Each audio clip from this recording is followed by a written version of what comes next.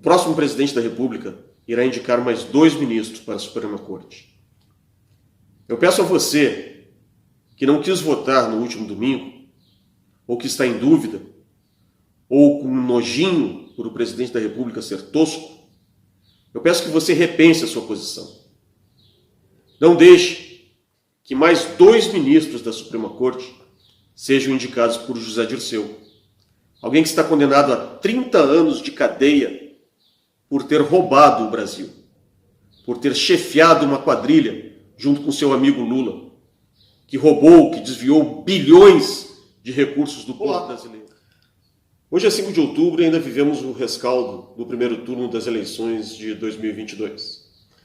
Alguns analistas insistem em afirmar, de acordo com as suas convicções ou as suas conveniências, que Luiz Inácio Lula da Silva venceu as eleições, se baseando no mais elementar resultado, que foi um número maior de votos no primeiro turno.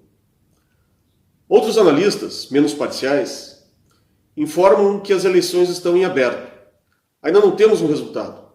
Temos todo um segundo turno pela frente, uma campanha eleitoral bastante complexa. Eu não sei quem venceu o primeiro turno. Eu não sei quem vai vencer as eleições presidenciais de 2022. Mas eu sei quem perdeu. O sistema democrático perdeu. Nunca a vontade popular esteve tão ameaçada no Brasil. Nem mesmo durante o regime militar, que eu vivi como um aluno do colégio militar, nós víamos tamanha repressão à manifestação de ideias. Nós chegamos ao ponto de ter um deputado federal condenado a quase 9 anos de cadeia por ter manifestado suas ideias. Certas ou erradas, eram simplesmente as suas ideias. E a Constituição proíbe qualquer tipo de ação penal contra a manifestação de ideias vindas de um representante do povo. O que se diz é que nenhum direito é absoluto. Ora, se a Constituição não é absoluta, se nenhum direito que está previsto na Constituição Federal é absoluto, então nós estamos sujeitos à vontade de homens, ou à vontade de um homem. Isso não é democracia. Isso não é um sistema democrático. Quando a vontade de um homem está acima do poder constitucional, da lei maior da nação, nós não vivemos numa democracia. Mas não apenas do poder judiciário que vieram as ameaças à democracia nesses últimos 4 anos. Vieram também, e talvez principalmente, da imprensa. A imprensa que se reuniu em consórcio para atacar o governo federal. Nada nesses últimos 4 anos foi feito de bom. Se nós acompanharmos simplesmente a imprensa majoritária, a chamada grande imprensa, ou como alguns têm chamado, a ex-imprensa. Tudo era ruim, tudo estava ruim.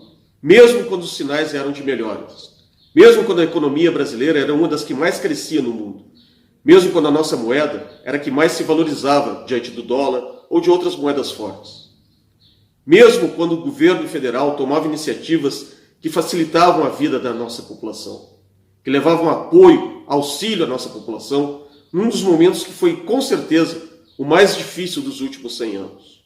Mesmo assim, nada estava bom. Ou quando melhorava, eles noticiavam que despiorava. A imprensa cumpriu um papel terrivelmente antidemocrático nesses 4 anos. Mas por quê? O que definiu essa aliança entre a cúpula do Poder Judiciário brasileiro e a nossa grande imprensa? Ora, no caso da grande imprensa fica bem fácil. Vamos pegar a Globo, a Rede Globo de televisão, como um exemplo. Nos últimos 10 anos, o faturamento da Rede Globo caiu de 2,7 bilhões, o mesmo nível de grandeza do roubo perpetrado pelo PT contra o Brasil. O faturamento da Globo, eu dizia, caiu de 2,7 bilhões para 109 milhões negativos. Uma queda de 98% nos ganhos da Rede Globo de televisão. Aí fica fácil de entender. Por que a Globo é tão inimiga do governo atual? Porque acabou a mamata. Nos dizeres do próprio presidente da República. Inimigo declarado da Globo. Mas e o Supremo Tribunal Federal?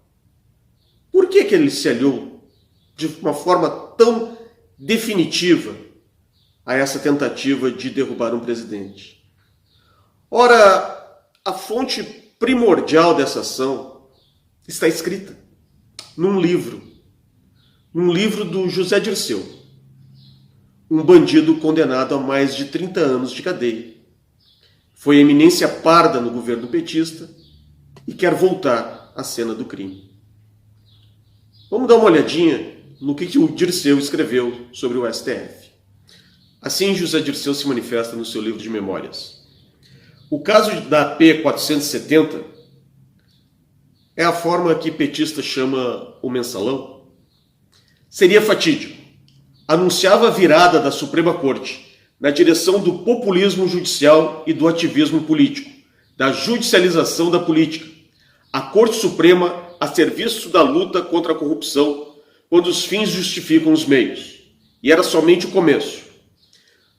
Com a exposição dos debates, votos e decisões dos ministros, via sessões mostradas ao vivo pela TV Justiça, e a submissão da maioria dos ministros à pressão de grupos de opinião e principalmente das organizações Globo, o STF caminhou a passos acelerados para se tornar um poder moderador.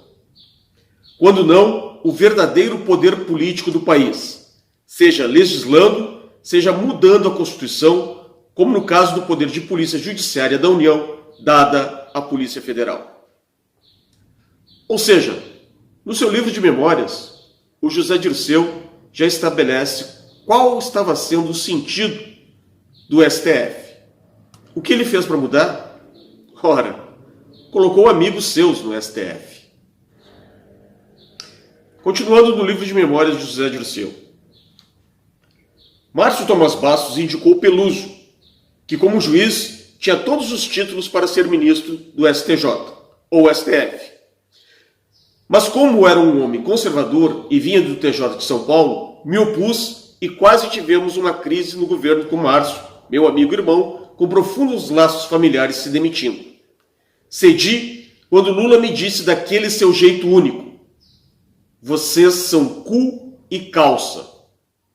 Isso dito por um socialista sofisticado. Então se entendam, não quero perder Márcio, de forma nenhuma.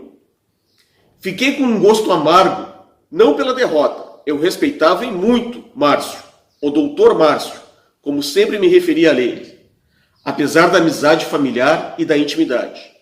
Fiz de tudo para que Eros Grau aceitasse naquele momento. Ele não quis. Busquei o nome de Dirceu Sintra, dos Juízes pela Democracia, que lutaram contra a ditadura, e apoios para sua indicação.